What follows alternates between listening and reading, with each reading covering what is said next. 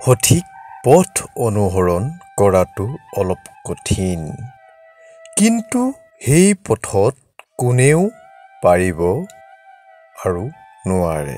জীৱনত এনেকুৱা এটা কাম কৰক যিটো কামৰ যোগেদি আপোনাক সকলোৱে চিনি পাব আৰু আপোনাক সকলোৱে সন্মান কৰিব।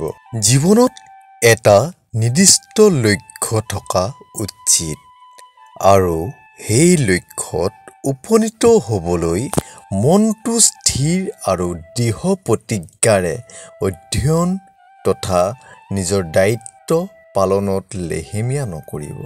যদি প্ৰাৰ্থনা কৰে, যোগাভ্যাস কৰে, তেন্তে মন ঠিক হয়, একাগ্ৰতা বাঢ়ে, মন শুদ্ধি হয়, শৰীৰৰ অন্তৰ্নিহিত সংস্থাবোৰে সঠিকমতে কাৰ্য কৰি থাকে, তেন্তে হীৰা উপহীৰাবোৰৰ পৰিশোধন হয়।